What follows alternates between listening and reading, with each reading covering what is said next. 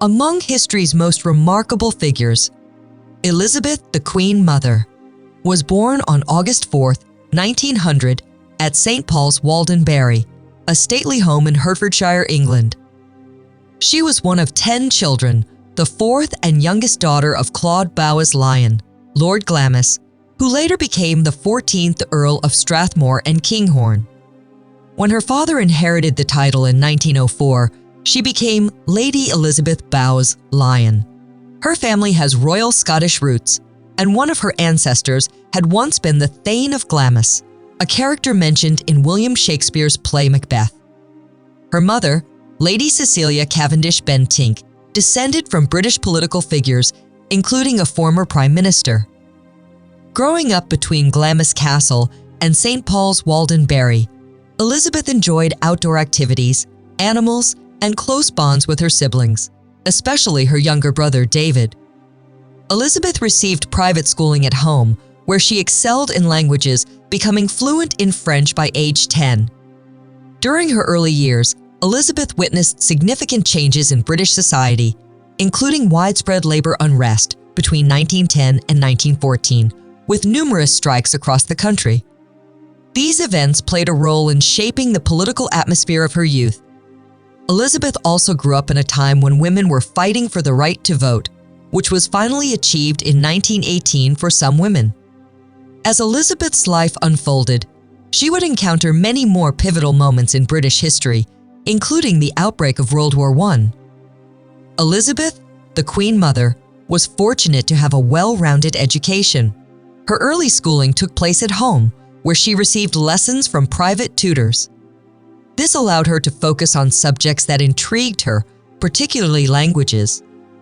By the age of 10, she was fluent in French, an impressive accomplishment for a young girl of her time.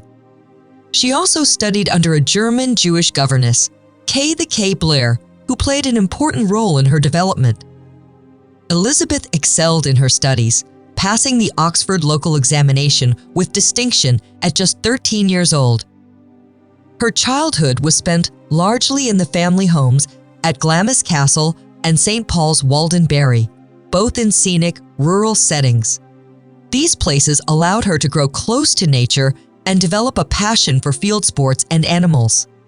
Horses and dogs were constant companions, and Elizabeth formed deep bonds with her pets, which became an important part of her life. She was especially close to her younger brother, David, with whom she shared many adventures. Together, they often played pranks on their family and friends, demonstrating a mischievous side to Elizabeth's personality.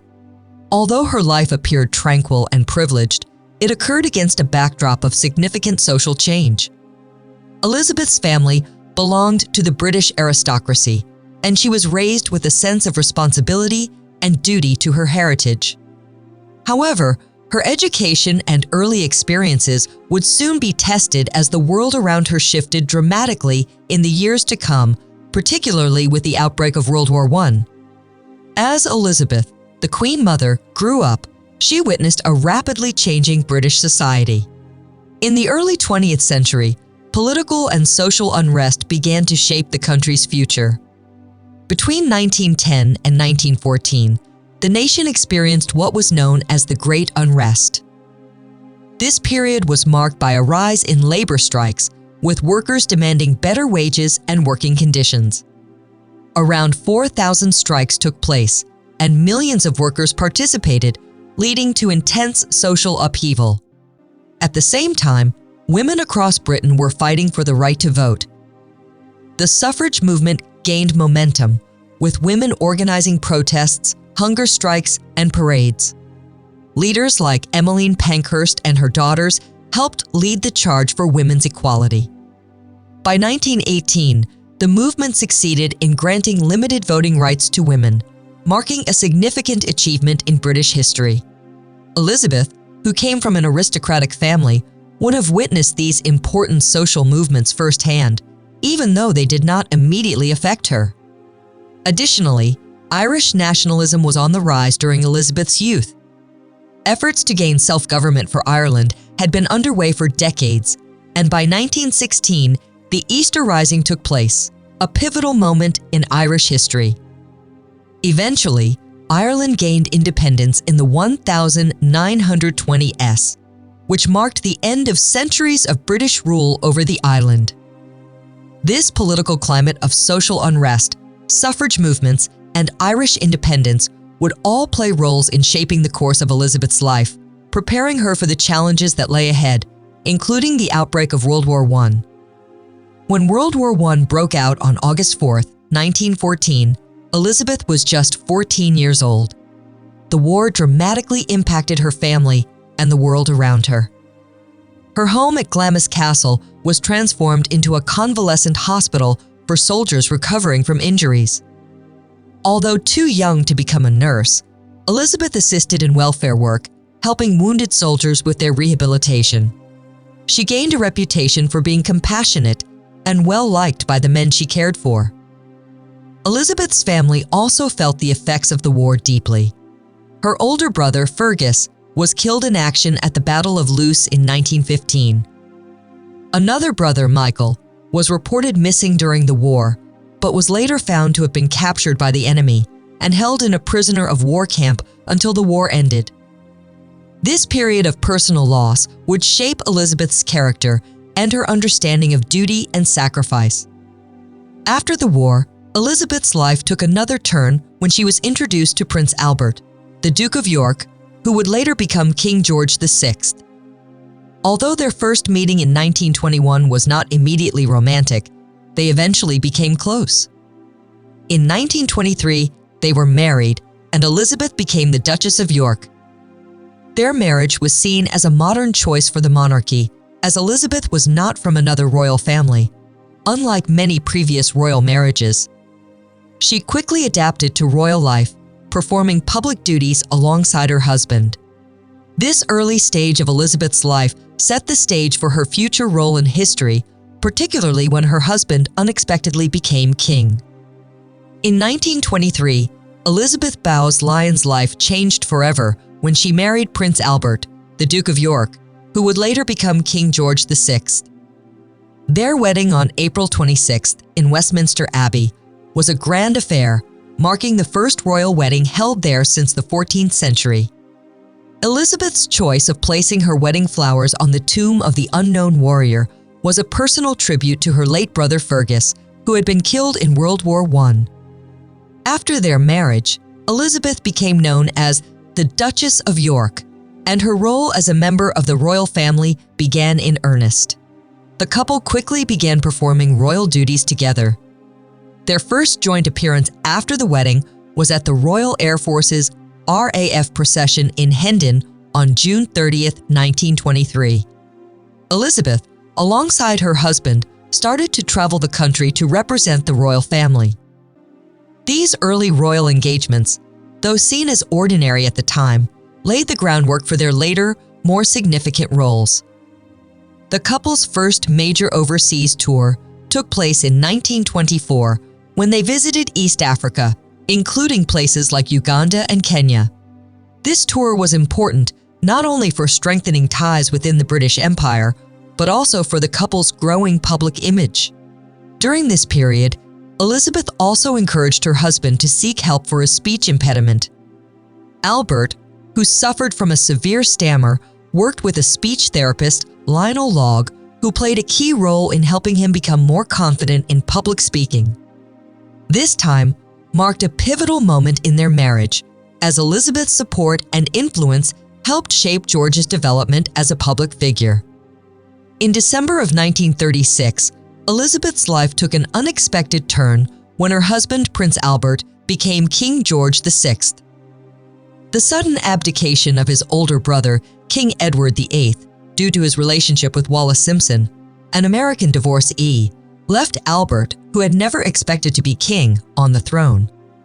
Elizabeth, now Queen Consort, faced the challenges of supporting her husband during a time of personal and national crisis. Edward's abdication shocked the British monarchy and the world. The scandal surrounding his relationship with Wallis Simpson led to a major constitutional crisis. Edward's decision to marry Wallis was deemed unacceptable by the British government and the Church of England, leading to his abdication.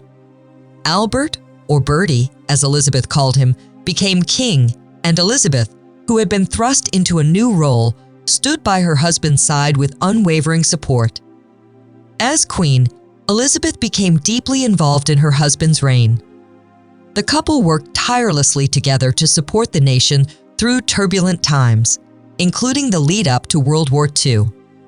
The couple's solidarity and dedication helped stabilize the monarchy in the face of public doubts following Edward VIII's abdication. Their strength became even more crucial when the Second World War broke out in 1939. Elizabeth's role as Queen Consort was key to the monarchy's survival during these trying times. She became a symbol of endurance and duty, particularly during the Blitz, when she and King George VI remained in London to inspire the British people through their leadership and resilience. After the end of World War II in 1945, Elizabeth, the Queen Mother, took on a new role as the supportive matriarch of the royal family. Following the death of her husband, King George VI, in 1952, Elizabeth's life shifted once again. Though now widowed, she remained a key figure within the royal family, offering guidance to her daughter, Queen Elizabeth II, who had just ascended to the throne. In the years that followed, Elizabeth remained incredibly active, carrying out royal duties and supporting her family. She became an inspiration to the British public for her resilience and commitment to duty. In fact, she remained involved with more than 300 organizations as a patron, further solidifying her importance within the royal family. She also made history by becoming the first woman to serve as Chancellor of the University of London and the first female Lord Warden and Admiral of the Cinque Ports. Elizabeth's fondness for travel did not wane after the war. In the 1950s and 60s, she embarked on several royal tours, including a visit to the Federation of Rhodesia and Nyasaland in 1953. Her travels were not just ceremonial, they were an opportunity for her to continue her diplomatic work as an influential figure on the world stage. Though Elizabeth remained deeply involved with royal duties, she also cherished time spent in Scotland, where she had purchased Barragill Castle. Here, she found peace and escape from the busy demands of royal life. As she aged, Elizabeth remained a popular and respected figure, admired for her grace and strength during the challenging post-war years. As Elizabeth, the Queen Mother, entered her later years, she continued to be a beloved and active member of the royal family. Despite facing significant health challenges, she remained determined to carry out her royal duties. In the 1960s, she underwent several medical procedures, including an emergency appendectomy in 1964 and surgeries to treat cancer. Despite these obstacles, she never let her health issues prevent her from fulfilling her royal responsibilities, and she remained one of the hardest-working members of the royal family. Her strong bond with her children, particularly her daughter, Queen Elizabeth II, remained a central part of her life. Elizabeth was a key figure in supporting her daughter during her reign and was often seen as a source of wisdom and encouragement. As the Queen Mother, she also developed a close relationship with her grandchildren, offering guidance and affection as they grew up. Elizabeth's legacy is marked by her devotion to the British monarchy and her role in preserving the royal family's stability during some of the most challenging times in history. She is remembered not only for her grace and dignity, but also for her sense of humor, kindness, and resilience in the face of adversity. The Queen Mother's dedication to her family and her country earned her the admiration of people worldwide, and her contributions to the royal family remain a cornerstone of her legacy. What do you think about Elizabeth, the Queen Mother's impact on the British monarchy? Do you think her actions and influence were key in preserving the royal family during tough times? Don't forget to like, share, and subscribe for more royal history content. Thank you very much for watching.